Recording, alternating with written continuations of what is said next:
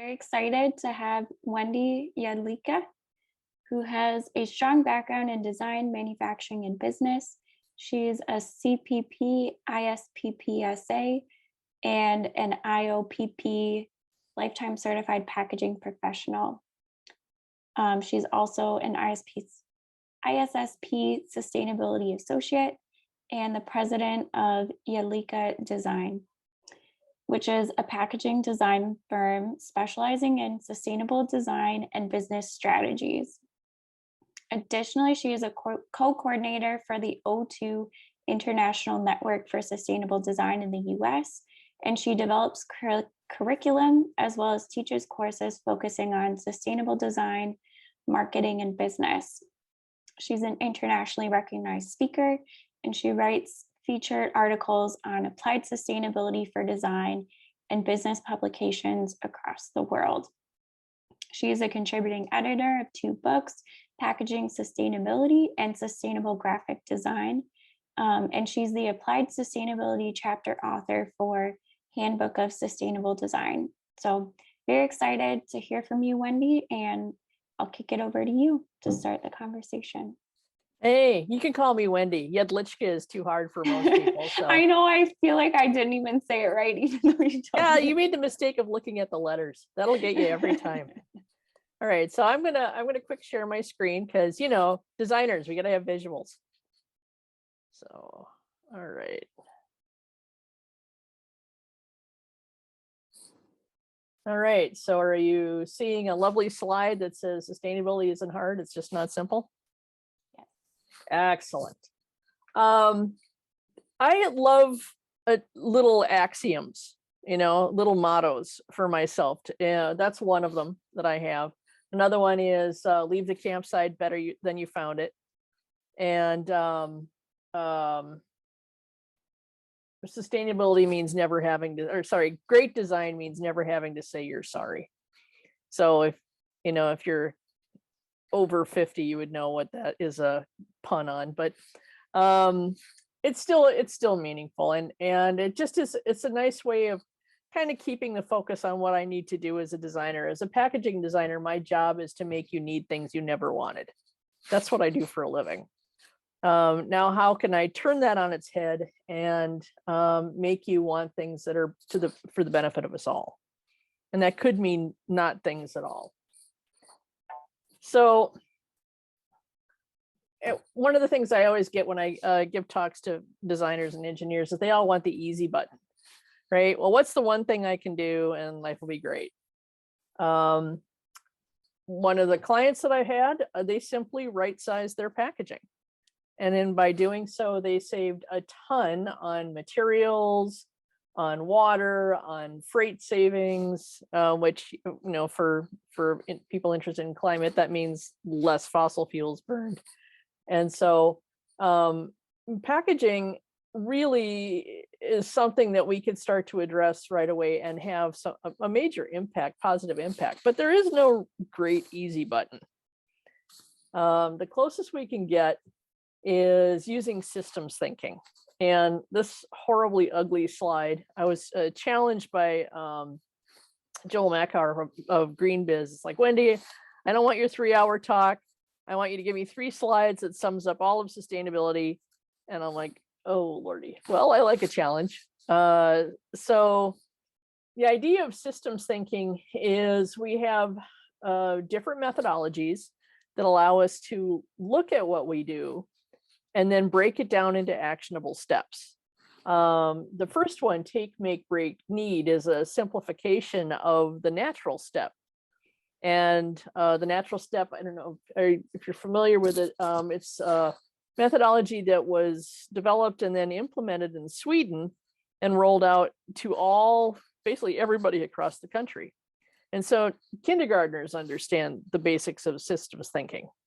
Yet we have designers here that are making decisions that impact all of us that don't even know the basics. So one of the things that I'm a big advocate for is getting people turned on to the concept of systems thinking, because it helps me understand, even as a consumer, and I'm looking at products or I'm looking at, trying to solve problems just around my house or my needs, what is a good choice? So the systems that most of us that do design work and use systems thinking methodologies use several methodologies. And in this case, it's I use a combination of the natural steps, then the O2 5Rs, which basically is an expansion of reduce, reuse, recycle that everybody knows. I mean, you've known that, you know, your grandparents knew that one. But we've expanded it to include restore. So we start to look at a restorative or regenerative economic model, rather than just making things that are less bad, the idea of creating more good. And then at the far end, instead of recycle, we say recover, because you can recover materials, you can recover energy, you can recover nutrients. There are a lot of things that are recoverable that aren't recyclable, but you're recovering useful items. And so we create a circular economy. And essentially what we're trying to do is use systems thinking to create a loop that satisfies our needs without putting greater demands on the environment. And it is actually very doable. We're just really horrible at using materials and processes right now, because we had this idea that, you know, resources were limitless and we didn't really need to pay attention to where they were coming from or what the impacts are. And now we know all what happens when we think that. One of the systems thinking methodologies that I teach my students is the living principles. And this was created by AIGA, which is the graphic design industry group. And it looks at the three basics that you're used to, right? People, planet, profit. So they call it people, environment, economy. But it also looks at the idea of culture. And so as we consider systems thinking, we want to look at methodologies that will allow culture to be an integral part of improvement. Because we all know that you can make the most awesome thing on the planet, but if you can't get anybody to do it or use it, it's going to fail, right? So in this case, the systems thinking methodology with 4 sustainability streams, I compare to reaching up on a high shelf. Do you want to stand on a 3-legged stool or a 4-legged chair? I'm going for the chair every time, right? I want a nice sturdy base. And so using just basic concepts of reduce, reuse, recycle, or people, planet, profit, that's triple bottom line, and include culture in any methodology, you start to create a more robust system for change. And here's a really complicated slide because, you know, all us designer types like complicated slides. I'll give you the slides and you can share these with your members if they want to look more deeply into the things that we're talking about. So using the idea of systems thinking, I want to just put it out to those of you here. Which of these packages is the most sustainable for 8 ounces of orange juice? And just kind of call it out. And I don't know if can I see the chat? Yeah, I can see the chat. Or you can use oranges. Someone's saying oranges. What else? The can, the one on the left. The one on the far left? Okay. I was gonna go with the glass. You're going with glass? Okay. Because it's to get the equivalent amount of 8 ounces. 8 ounces of juice. You got 8 ounces of juice across the board. Yeah, I would definitely go with the frozen can. Go in the can? Okay. Does it depend where you are? If you're standing by the tree, the oranges are better, clearly. I'm liking this person. What else? What other guesses do we have?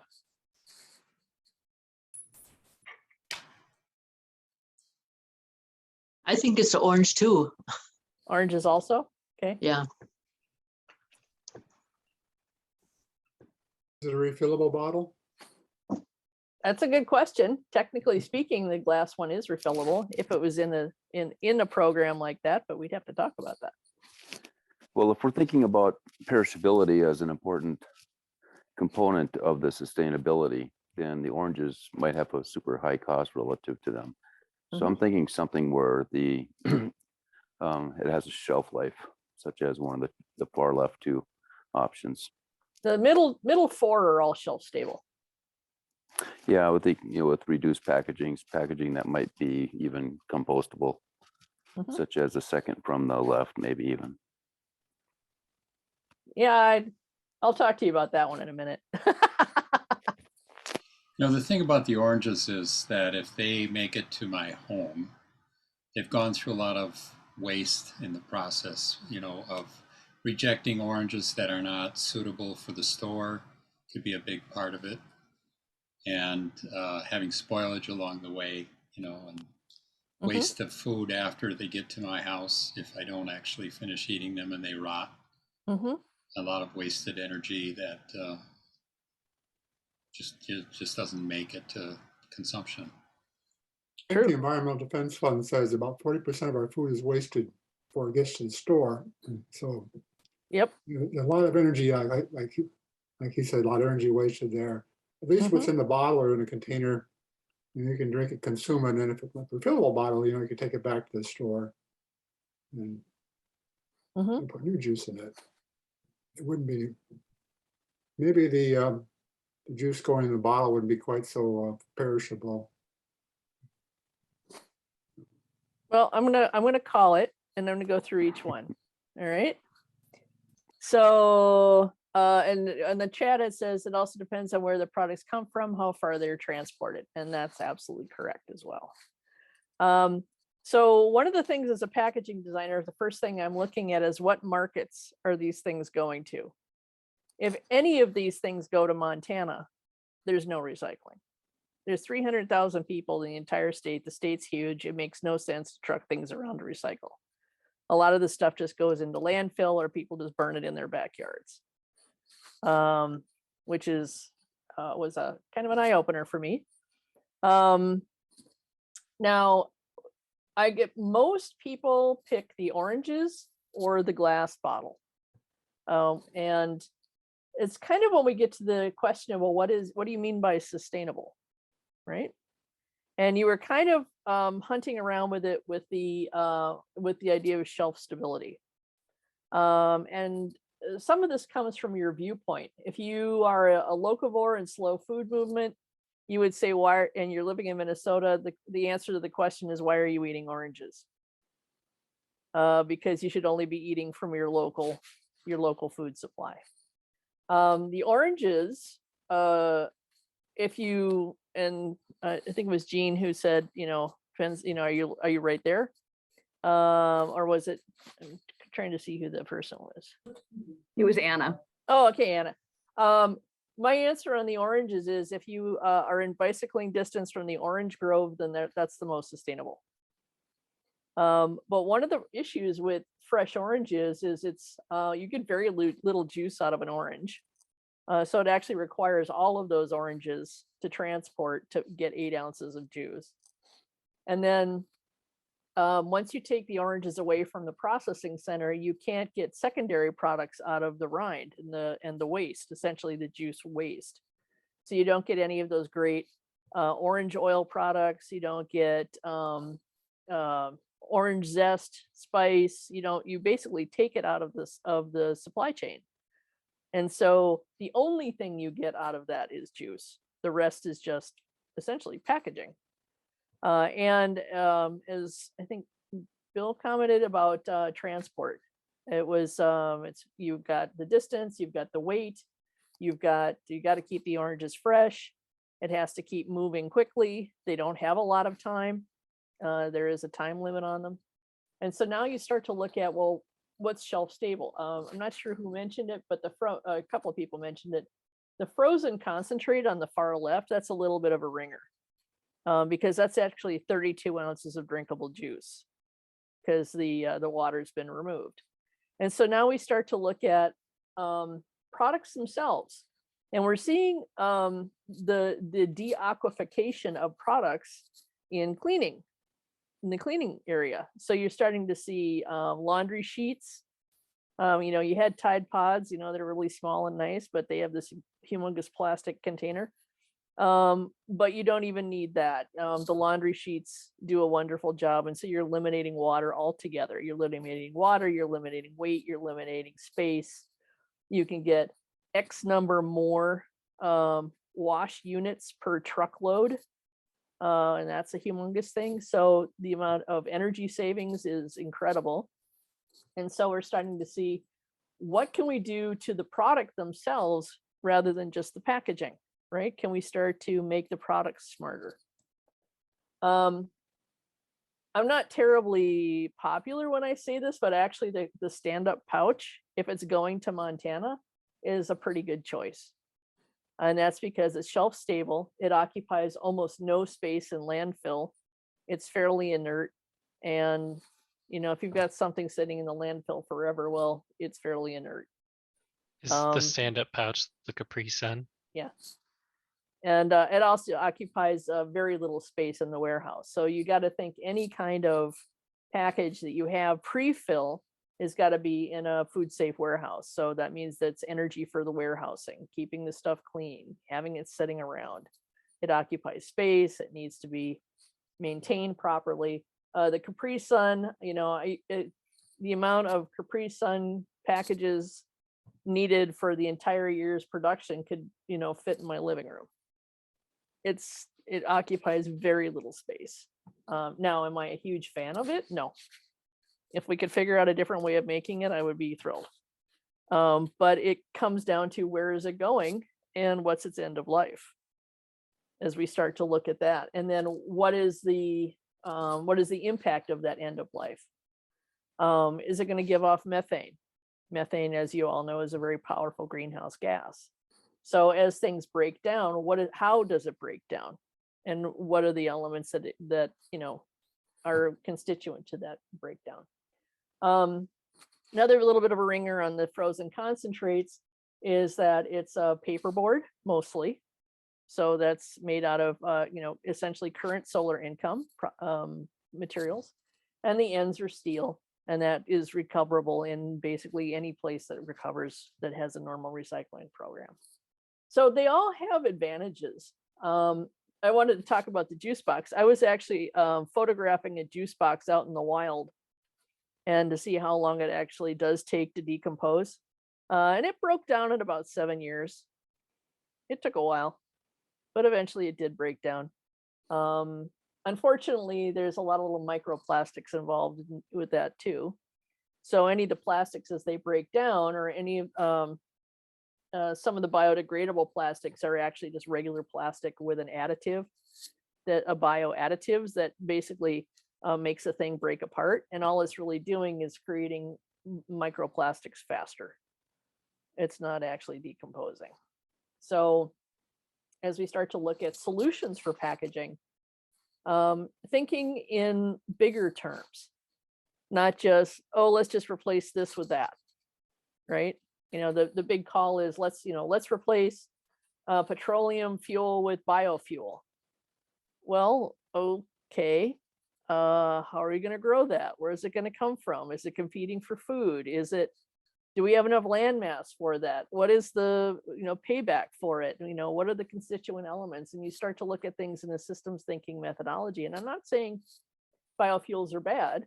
I'm just saying, let's look at it. Let's not just do the one for one. And can we start to look at things in a systems thinking way? So that's where I want to open up the conversation. So obviously the answer is, in packaging, there isn't an easy answer. One of the things that I do as a packaging designer is I don't just keep the outside world from destroying the product inside the package. I also keep the stuff inside the package from destroying the package. Because you've got some goods that are just, you know, trying to eat their way right out of the package. So systems thinking methodologies help me work through that as well.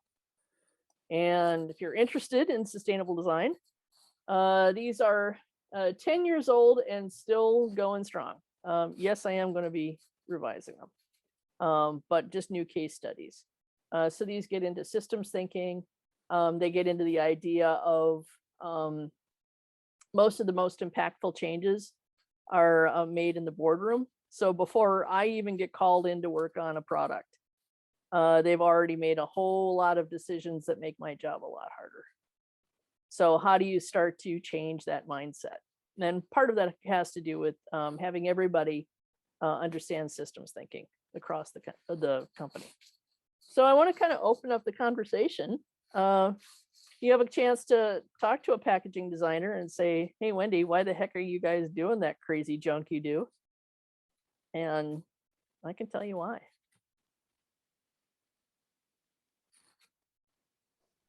I have a question about black plastic. I know at least here in Minneapolis, it's not able to be recycled, I think because there's not an No end market for it. market for it. Yeah. But why is it even being made then?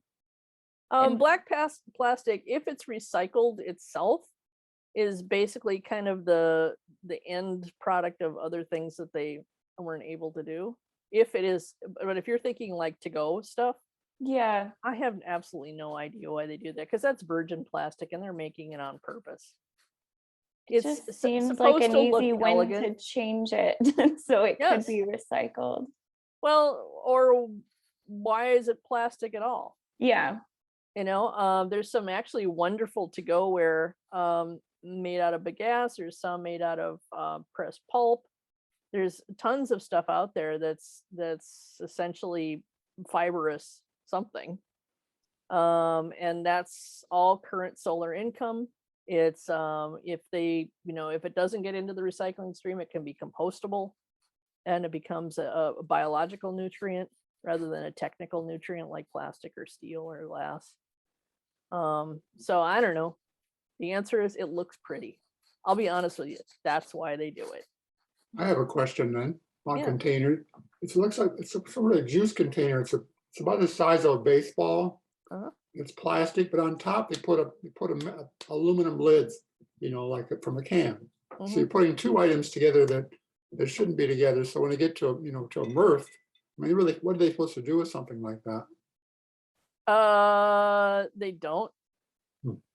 Unfortunately, a lot of stuff gets diverted to landfill. That kind of stuff.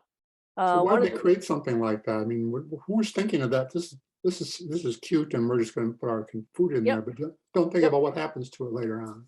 They don't, and that's the problem. Is they think, oh, that's cute. I occasionally I'll take clients that are approach my group for just general consulting, right? How can we make our systems better?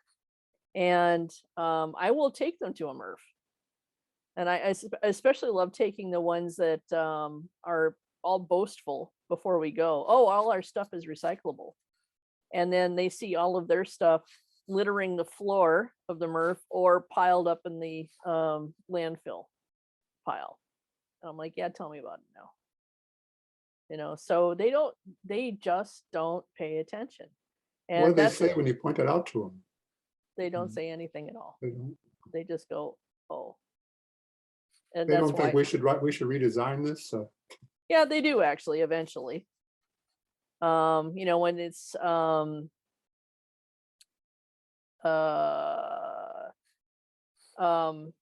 they get a chance to actually see their stuff in the wild.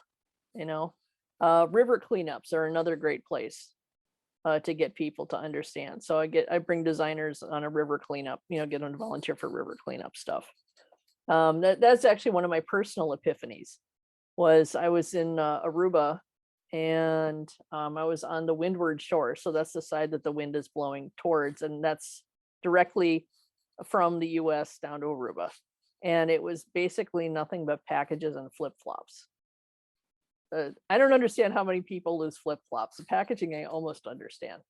But as I was walking along the beach, I was looking around for stuff that I had designed and stuff that my colleagues had designed, because I was going to photograph it and say, hey, dude, I was checking out your portfolio. And, that's in thinking that, maybe this is the first time somebody's seeing my work. So it was pretty powerful, as you start to see the impacts of your actions. And that's part of what I do, both as an educator and as a sustainable design advocate, is I help designers see the impacts of their actions so they can start to think about things in a different way. to your thing about the juice with the aluminum top, there's an article at Querig is absolutely horrified that he invented the Querig machine. And he wish he didn't do it, because he's now seeing the little cups everywhere, and he just realizes what a slice of fresh hell he unleashed on the world. So, to get people to realize their impacts before it becomes a problem is part of the education process for designers and also business people that employ us, is to have systems thinking be part of the normal conversation. Right? There's a little thing here. Many compostable containers are embedded with PFAS chemicals, which are not a better solution. This is true. That's PLA is a compostable material, but it is often it has additives that make it less friendly. And so you're essentially taking something that is wonderfully recoverable and reusable and recyclable and compostable eventually, and turning into something that isn't much better than regular petroleum-based plastic. Let's see, another class people could take a deep dive into Hennepin recycling. Yeah, that's really good. That's a good one. I took their, I am a master recycler. I took that. That was fabulous. They did a great job. A question on plastics. Why do Sure. they make the symbols so small? Sometimes it's very hard to tell if they're They a were 1, a 5, or whatever. They were designed by 20-year-olds. I'm really not kidding. I can tell how old the designer was that worked on the thing by how big the type and everything else is. Why do they make it that small? It's not really meant for you.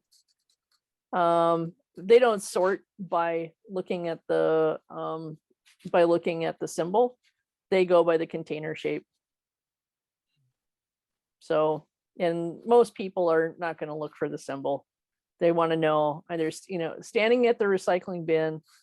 Right now, it's all single sort, right? But in the days when you actually did recycle, when you did your separations, people would go, okay, it's my fridge magnet sticks to it. Okay, that goes in with steel. It's metal and the fridge magnet doesn't stick to it. Okay, that's aluminum. It's a plastic bottle. Okay, that goes in this one. It's a glass bottle that goes in this one. It's a yogurt container. It goes in that one. So Japan has 43 different recycling categories. They actually are pretty hardcore about it. And the prefectures are competing which one can go to zero waste the quickest. I think that's a fabulous idea. We should be doing that. It is. Wendy, I have a question. My name is Brick, and in Bemidji, Minnesota, the city converted to include all of the recyclables being dumped into one container that's got a big, large auger wheel that crushes glass, and everything gets combined. It gets transported to a different city for processing. Do you have to consider that type of recycling end method in your design approach? The smartest thing to do when you're creating, as a packaging designer, is to have as few mixed sources as possible for a single item. So if I have a polyethylene PET bottle, I want to have a PET lid and not a polypropylene lid if I can. And it was a big step when they did polyethylene shrink wrap. So you could actually just throw the whole thing in. Our local recycler, Eureka, here down in the Twin Cities, they are one of the premier independent recyclers in the country. Super frontline advocates. They're fabulous people. They fought single stream hard. They fought it hard because the resulting recoverables are of poorer quality. Basically just everybody looks at the recycling bin as garbage and they just throw everything in there. And so there's lots of cross contamination. The paper is less valuable. And because it's, people didn't empty the cans all the way. And so now all the paper is soaked with grape juice or whatever the heck.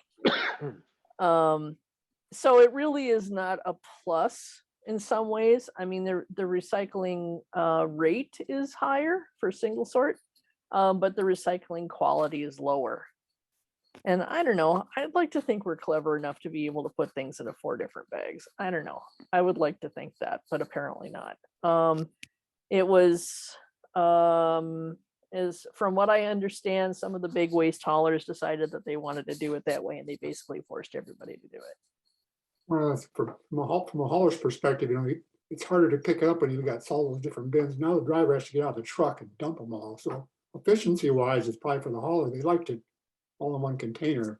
But like you say, yeah, your contamination rate goes up on all your bales or whatever you're putting together, especially the glass gets in all the paper. And oh yeah, yeah, it's problematic. So while yes, it is handy to only have to pick up one thing, I don't know, you have to look at the thing in this systemic way, as systems thinking methodology is applied. What is it you're trying to do? Well, you're trying to recover useful materials. That's what we're trying to do. So anyway, some other questions.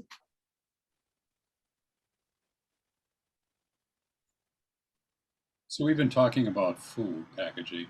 Mhm. What about other non-food, non-perishable packaging, nuts and bolts and things that I think a lot of packaging is used to control shrinkage, maybe to make it look better on the shelves when it's being sold, or for handling purposes. I mean, a variety of different reasons. They put a lot of packaging around things, and that stuff is, I have to believe that there's better ways to do it where we don't throw so much plastic away. I completely agree. And I got in a little bit of trouble. Quite a few years ago, somebody from CNET called me up, and they were all like stressing out. It's like, our readers are really concerned about clamshell packaging. And they caught me at 9 o'clock in the morning, and I'm not a morning person. I think I said something cheeky like, oh Lordy, you still care? Clamshells are so yesterday. We're so over it. And that was a big headline. Wendy from the Sustainable Packaging Coalition says clamshells are dead. And I'm like, well, okay, I got in a little trouble, but I was right though. At that time, we the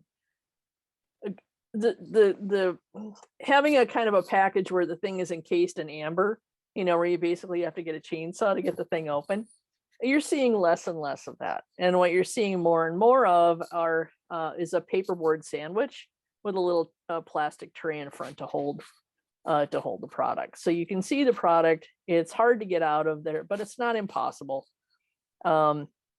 But it's not convenient to pull it out in the store. So it does help reduce theft, so shrinkage. I love that term. It's very cute. A lot of those packages, though, were initially created for the warehouse stores because they needed to withstand stacking, but they still needed to display the product and be self-dispensing, right? So, the easiest thing to do was plastic's cheap. Let's just encase it in plastic, job's done. But finally, enough people, made a big enough stink, myself included, that said, there's no way. There has to be a better way. The sad part is the trap blister. We've had that technology probably since the early 1900s, and instead they decided to, let's encase the thing in plastic. So that is changing, which is nice. You're not going to see a lot of right sizing, though. Because as Walmart is, I think have they gone to an all self-checkout model now? They're very close to it anyway. So you're going to see essentially packaging that makes it really difficult to steal. You don't want to make it convenient. You got to make it easy to handle, easy to find that UPC, easy for the person checking themselves out. So the best on that side of the distribution model is to have it so that most of that package is recyclable. I'm a big fan of not even having the window. It's like, yeah, just make it all paperboard. And then does it actually, what kind of paperboard does it have to be? Now that hemp is legal in the US, we can make paper out of hemp or canaf, ag waste. There's a ton of things we can make paper out of. It doesn't have to be trees. We could make it out of annual crops and essentially waste crops, which would be a really interesting change. Because that would give farmers essentially more value per acre without having to till more acreage. So that's an interesting change in how we could change our distribution system and material systems. I have another question, Wendy. Last year, I went to a local electronics store. I wanted to try a couple different headsets.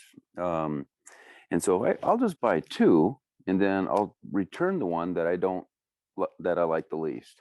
And what I learned from the electronics store was that they often just discard returned things that touch the body, like a headset, over ear, and microphones, mice or mouse for controlling your computers. And he said one of the things that helps us determine whether or not we're going to discard it or just actually tape it up and put it back on the shelf is whether or not the customer tore all the packaging apart or threw it away, such as the little clear plastic bags that holds the batteries and the cables, Right. etc. So from systems thinking perspective, for those types of products, is there a way to be able to design it to where a customer may have a less likely intention or of tearing things open, but can actually just open it up?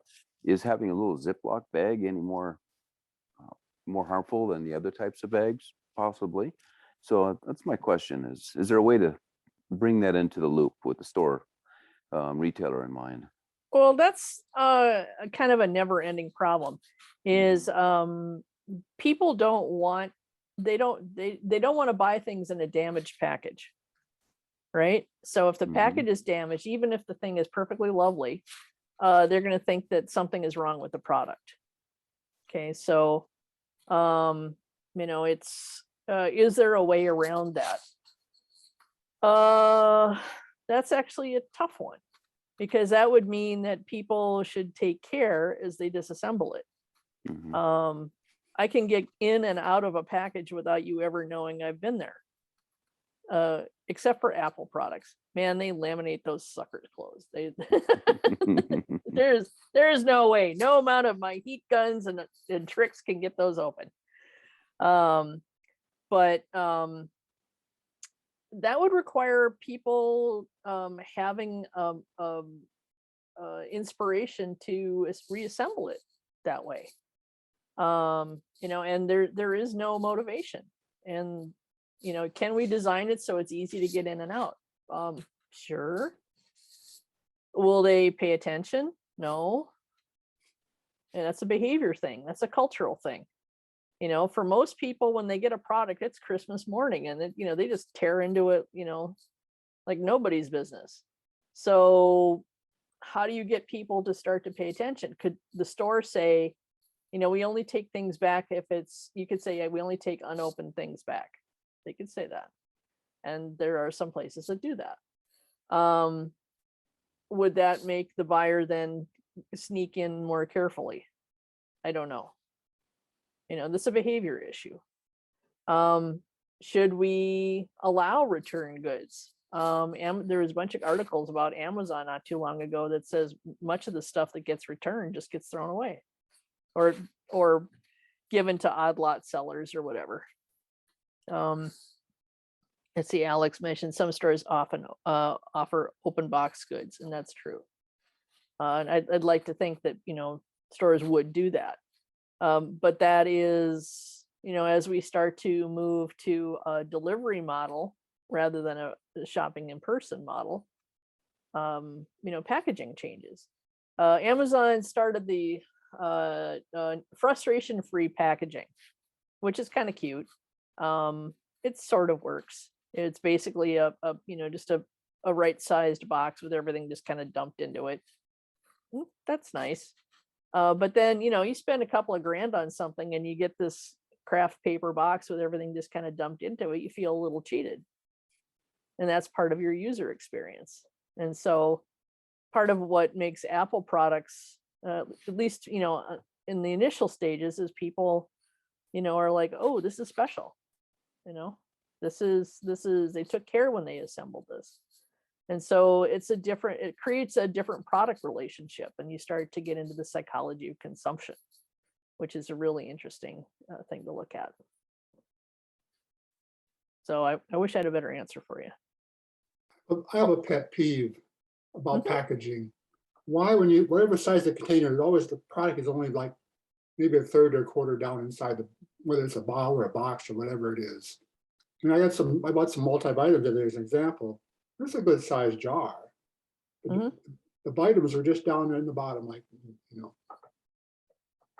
Unfortunately, it could be that manufacturer gets a really good deal on one size bottle, and then they fill it up more or less depending upon how many pills they're selling. They just sell one size item. That could have something to do with their fulfillment equipment. And so, it can only handle one size. It doesn't adjust well. Depends on the speed of filling. Some things shake down. And so, it's settling will happen. You sometimes see that on packaging settling, product settling will happen. Some manufacturers use airspace as a cushion. So like for chips, for example, that airspace is designed to cushion the chips so they don't get crushed. So while you only get a third of a bag of chips, you basically have a container that's easy to handle, easy to throw in a box, keeps the stuff from getting crushed and so on.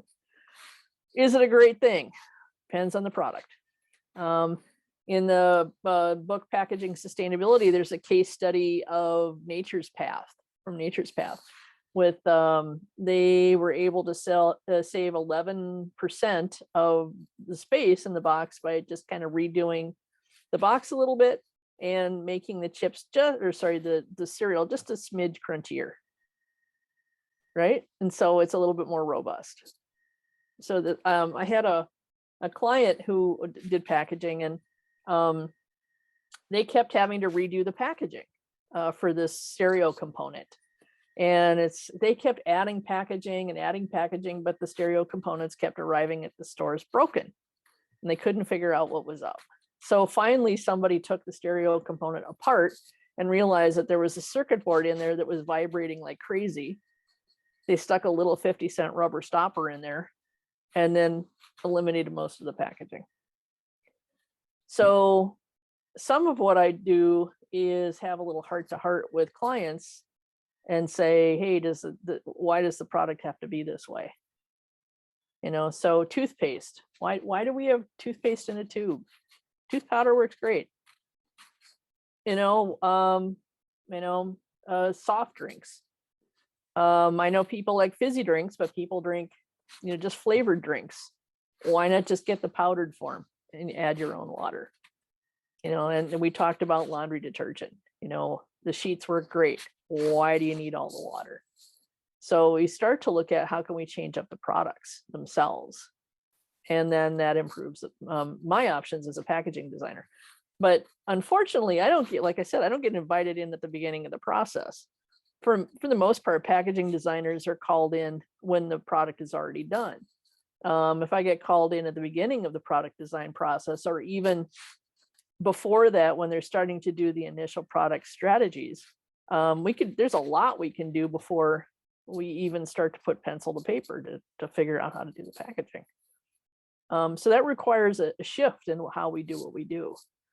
And the ripple through on climate impacts is humongous. Because if I can, like the stereo component thing, if we had just actually looked at the product itself, we would have been able to eliminate tons of packaging, tons of materials, tons of extra greenhouse gases that were emitted in all parts of that supply chain. What are a few things you would tell us to either start doing, stop doing? Are there specific types of packaging we should avoid or that we should seek out when we have the choice? Like, what do you recommend? Well, I'm a consumer too. And people hate shopping with me because I will literally walk up and down the aisles complaining about stuff and whatever. Just from a systems thinking standpoint, anytime you can feature paperboard, that's a plus. Especially here in the Twin Cities. We have really decent recycling rates, and we have companies that use our paperboard right here. A Wheaties box can go from store shelf through the consumption process, through the recycling process, and back to the store shelf again in 6 weeks. For paperboard in the Twin Cities, we have a pretty decent closed loop system. But not every city has, West Rock, plopped right in the middle of town. They're like 3 miles away from me. But paperboard has a plus point is it's a resource that can go 6 times around the recovery system before it becomes a compostable item or something that's relatively inert. But the entire time it's going through its process, it is sequestering carbon because it used to be a tree that, drank up carbon. And so it uses current solar income. Anything that is in aluminum or steel has a pretty decent recovery rate as well. And it takes 95% less energy to make an aluminum can out of an old aluminum can than it does to start from virgin. So there are advantages there as well. Anytime you have a chance to put me out of a job is what I highly advocate. The best package is no package. And so can you buy in bulk? Can you buy the larger size so your product to package ratio is more favorable? It's the little convenient ones that are problematic, right? Little convenient packages. That's a very, very inefficient product to package ratio. And so if you can buy bigger and it's something that will stay well in your cupboard, that's great. Sometimes it doesn't make sense though. You can have a bad product to package ratio, but you waste less food or you waste less product because you're buying exactly what you need and not more. So that's a plus point. You don't want to buy this huge thing and then throw half of it away. That makes no sense. So being a little bit smarter about, what you're buying, how you're consuming. Is it a convenience thing? Can you throw less away? How much is shelf stable? I have a big freezer in my basement, but I'm going to be going solar soon. So what do I care? It's I'm going to be making my own energy. But because of that, then I also buy in bulk and I make my own convenience meals, right? And I hate cooking. I'm a great cook. I hate cooking. But I also know, can I make my own convenience meals? Can I do stuff, again, not packaging, go to farmers markets, support your local growers, eat lower on the food chain. As a consumer, can we eat lower on the food chain? And I'm not telling everyone to run out and become vegan. I'm certainly not. But can we start to cut down on the things we do consume, looking at the item in a systems thinking way? Eating beef is like, scratching your left ear with your right hand. You've got all the inputs that you have to get to a place that I can actually eat it. That's crazy. So start to think in terms of how can you shorten the product cycles of whatever it is you're consuming. And then making sure whatever you do buy has a useful end, whatever that might be. And so I have products that I buy in spite of the packaging, but not very many. They have to be really wonderful. I have a question about volume. There's complaints these days. It's kind of a popular thing for people to say that wind turbines are bad because the wind blades are not recyclable. But when you consider that those wind turbine blades are being used for 20 years or so, compared to a juice bottle, what's the actual amount? What's the mass? What's the volume? Is there a way to compare that to make a story there that we can tell people when they complain about how you have to just throw away the wind turbine blades? Embodied energy is the concept, is how much energy goes into whatever it is for the benefit you get out of it, right? And so the embodied energy of, of a carton is high-ish, but not as high as, a steel can, right? And so what's the embodied energy? If it's for a one-use item, that's pretty bad. But if it's for something, a durable good, you can't really show it, but I've got a lunchbox here over here that I use as a container in my studio for pens and whatnot.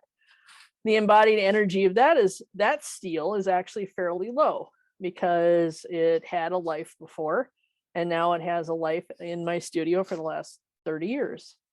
So what is the effective life of the thing? So if you look at wind turbine blades, what are they cutting out, right? So if you're using them for 20 years, what are they cutting out from, production of energy in other ways, right? And so what's the energy you put into them?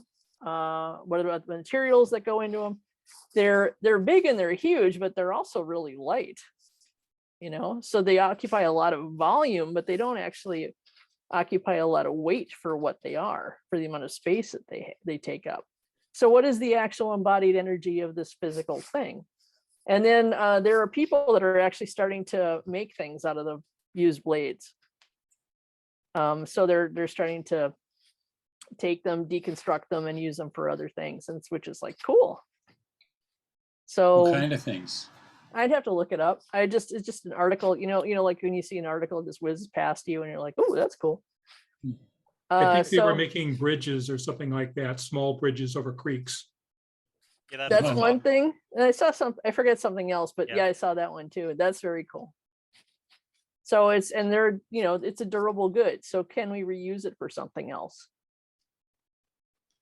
And actually the days of when the big wind turbine blades may be short-lived, because they're starting to develop turbine blades that are just a totally different configuration and doing localized wind generation instead of larger wind turbines that are further away. Oh, there's a little thing in here. Blades kill bats also, or birds. They'd actually discovered that if you paint one of the blades black, don't ask me why, it seems to make a difference. So if we could, but the bigger blades occupy space. So how can we start to do the localized blades? Localized wind energy generation. They say that windows on tall buildings kill more birds than windmills ever did. Also note that the window blades are made out of fiberglass. Mm-hmm. I watched them make them at the Susan plant in Pipestone. So, Yeah, there's a statistic that there's about 500,000 birds that are killed by wind turbines per year. There's about 2.5 billion birds that are killed by cats. Yeah, and buildings. And buildings is a separate number. That's a whole cats. separate number. Yeah. Just cats. Another reason to keep your cat indoors. But that's a whole other discussion. So I mean, it's again, it's systems thinking, right? How can we start to we often chase the issue around, and I'm a windsurfer, and we're always trying to go a little bit faster, right? And you can go pretty fast with the basic setup, but to go 2% faster, it'll cost you like a whole lot more money. And then once you make one little component that makes things a little bit faster, something else will break. And then you fix that and something else will break. And you fix that and something else will break. Because again, the system is, you're trying to find that system's balance. Or it's a good point, keep cats indoors, or make sure they're tuna addicts, in which case, then they don't care. And not real tuna. So anybody have any other questions for me? What about freezer boxes? What about 'em? Freezer boxes, I usually see that they are not available for recycling in at least in the Twin Cities. Oh, you mean food that comes in boxes for the freezer, or? Yeah, most of them say that you cannot like St. Paul does not allow those to be collected. No, it's wet strength paperboard, so no. It Okay. has it has a laminate on it. Some places do take them for recycling. Mhm. So if it's not taking them to St. Paul, that means that's Eureka, in which case they're not doing it. Although I thought they were doing it. It depends upon the community, and it depends on how they're processing laminated paperboard. Okay. So I had heard if what it comes in is in a bag and then there's a box on the outside, that's okay versus it just being directly inside the box. well, that has to do with food contamination. But there's no way to really monitor that in a recovery situation, and it's really difficult for the consumer to understand that. It's like, well, do you take freezer box or don't you? You know what I mean? Yeah. Thank you.